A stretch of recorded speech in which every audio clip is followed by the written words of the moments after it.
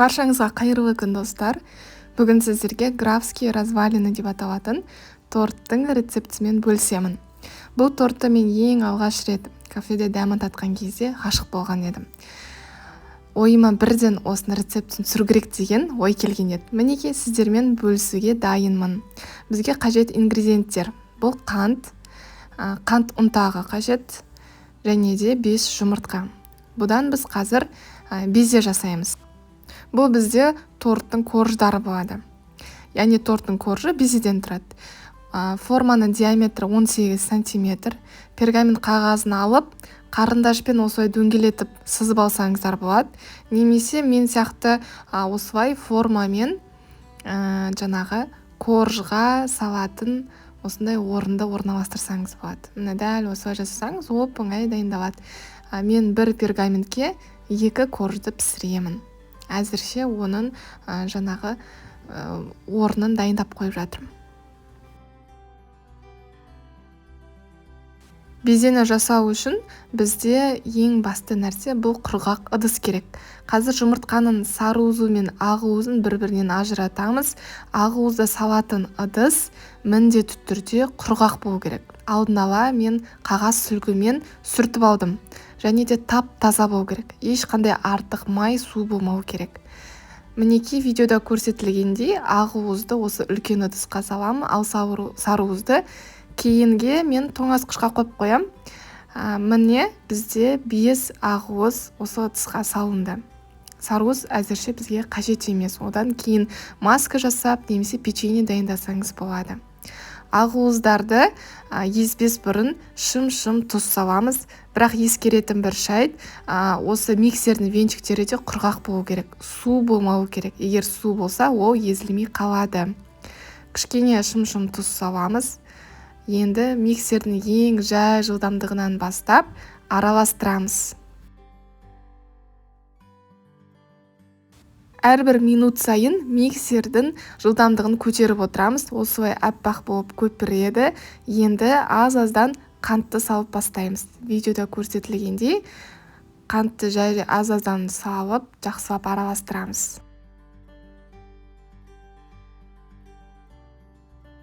Одан соң қант ұнтағын саламыз. Негізі екеуі қант пен қант ұнтағы бірдей болып көрінеді, Бірақ егер сіз соңында қант салатын болсаңыз, онда меренгада, яғни жаңағы безеде қанттың түйіршіктері үлкен болып тұрады, яғни ол езілмей қалады. Сол себептен қант ұнтағын салу керек. Енді жақсылап осылай ұзақ араластырамыз. Бізде безе жақсы шығу үшін сіздің езілген ақ уыз ақпауы керек. Яғни осы жаңа ыдысты төңкергенде безе ақпауы қажет. Өзінің формасын қатты ұстап тұруы керек. Мінекей қараңыздар, мен қазір видеода бұл ыдысты төңкеріп жатырмын. Менде бұл ағып тұрған жоқ.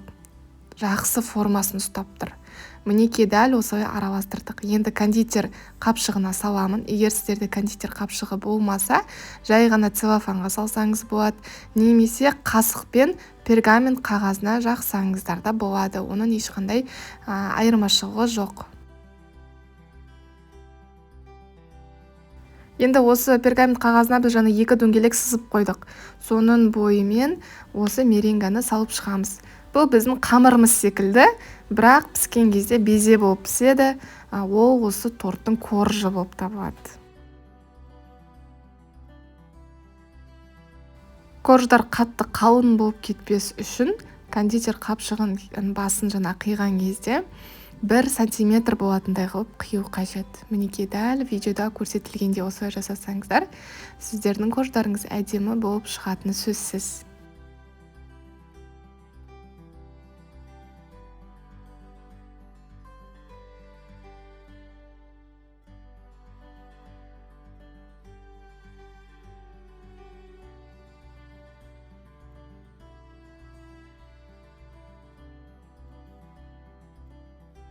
Төрт корж жасаймыз. Егер сіздерде безе қалса, осылай әдемі қылып орналастырсаңыз болады. Кейін оны біз жаңағы торттың оформлениясына қолданамыз. Безені пеште 90 градуста шамамен 3 сағаттай кептіреміз. Иә, ол ұзақ уақыт кебеді. Бірақ қаласаңыздар, 1 сағат қана кептіріп 90 градуста, кейін 1 тәуліктей бөлме температурасына қойып қойсаңыздар болады. Ал енді оның ортасына салатын салманы дайындаймыз.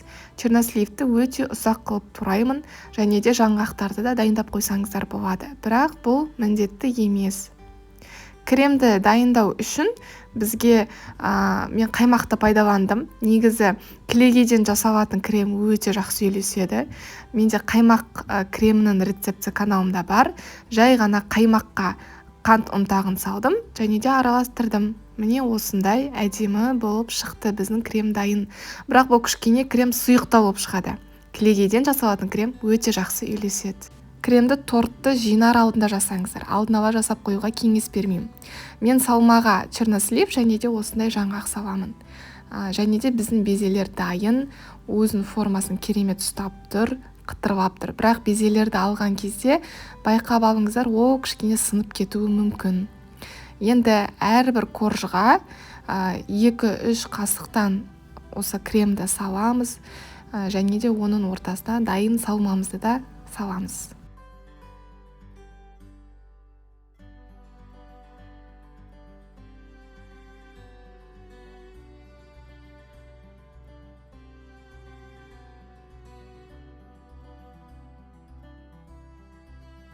Барлық корждарды осылай видеода көрсетілгенде жинаймыз.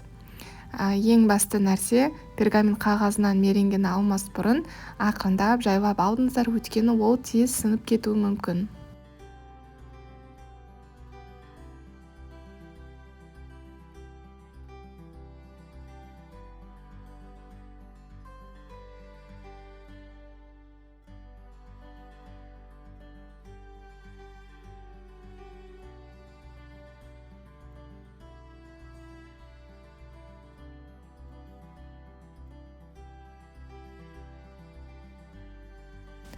Ал ең соңында крем жағып, оның үстіне осы кішкентай безелерді қоямыз.